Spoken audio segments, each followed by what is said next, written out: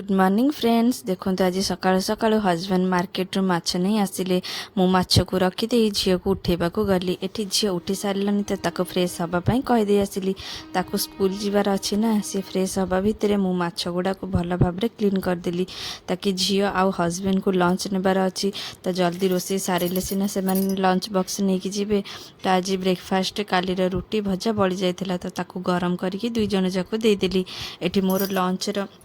Preparation रे लगी पड़ी एटी मु माछ को भल भाव क्लीन करके से लुण हलदी आउ तेल टिके गोलैकी रखीदेली। एपटे मु भात बसईदेली तापर मसूर डाली जेहेतु मो झीर बहुत फेवरेट तो मसूर डाली कले ताको खाइबापी बहुत भल लगी थाए तो मुझे आउ को डाली न करी आज मसूर डाली करदेली ताकि मसूर डाली भी बहुत जल्दी सीझी जाए जेहेतु मो पाखे टाइम नाला एत काम व्यस्त मुझे मसूर डाली बसईदेली। तापर ये माछ को भल भाव बेसर आ बेसिक पाउडर मसला रे गोलई गाड़ी की तेल रे फ्राए करनेली ताकि बहुत जल्दी हो जीव। तापर एपटे मोर जो बाकी काम तिक भी हो तो ये मु माछ को भल भाव फ्राए करनेली तो से फ्राए होगा भितर मुझे कड़े टिके तेल पकईदेली फुटण पकईदेली ताकि आमर मसूर डाली छुंक देवा। देखो ये मु मसूर डाली छुंक दूची आपण मैंने यही बेसिक मसूर डाली को छुंक दिंतु खाइबा को बहुत टेस्टी आ बहुत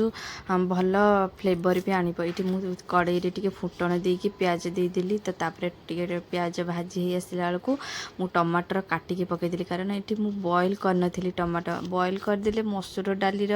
माने बास्ना आउ तार टेस्टा पलाए तो मुझे कंचा टमाटो को प्याज सहित टे फ्राए करनेली टिके लंका गुंड आ टिके सादा मसला देकी ताको मसूर डाली को मुझे पकईदेली। तो देखो यही बेसिक मसूर डाली करंतु देखिए बहुत टेस्टी लगे आउ मसूर डाली भी देहपाई बहुत भल बहुत विटामिन्स अच्छी एथिरे प्रोटीन अच्छी तो खाइबापी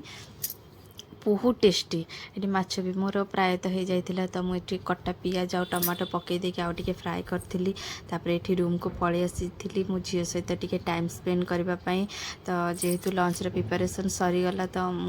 झील सहित टिके टाइम स्पेंड कली कारण झील सकाळू जीव जे आसब दिन 4टारे तो एतिक टाइम तो मुझे बहुत मिस करी सहित टिके टाइम स्पेंड कर पारनी तो से सकाल सकाल मुझे सहित टाइम स्पेंड करे। तो ये मो झील कहला कि मु बिलेई माछ खाइबी मुझे कहली झील बिलेई माछ कौन ना जार निश हो तो गाँव में से मिले मागुर माछ तो यही टाउन सहर तो एगुड़ा मिलबनी मुझे कहली जब गाँव को जीवा तो मागुर माछ आणिकी भाजीदेवी तो खाइबू तो सहीटा को सी बिलेई माछ कहीकि सकाल मो मुंड भी खराब कर मामा मु बिलेई माछ खाइबी। तो ये मुझे रेडी कर दूसरी रिबन फिबन भिड़िकी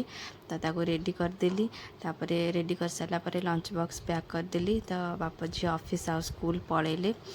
से माने जीवा भितर से माने जीवा पर मुझे किचन को पलि आसिली ताकि मोर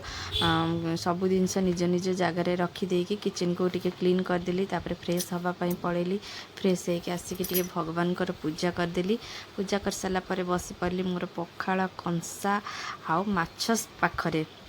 देखु माछ तो हेले आम ओडिया मानकर कौन पखाल भात सांगरे टिके माछ न खाइले तो टिके भल लगे तो मुझे माछ सांगरे टिके पखाल भात खाईदेली खाई सारिबा परे ये मो परिवार लोकों साथी टिके वीडियो कले कथा होती ताकि जल्दी जल्दी मु खाई परिबी खाई सारिके टिके रेस्ट नहीं तापर आउ बाकी जहाँ काम सारी शोइबाकू गली ये वीडियो टी मु एंड करुच्ची। रहुची नमस्कार जय जगन्नाथ।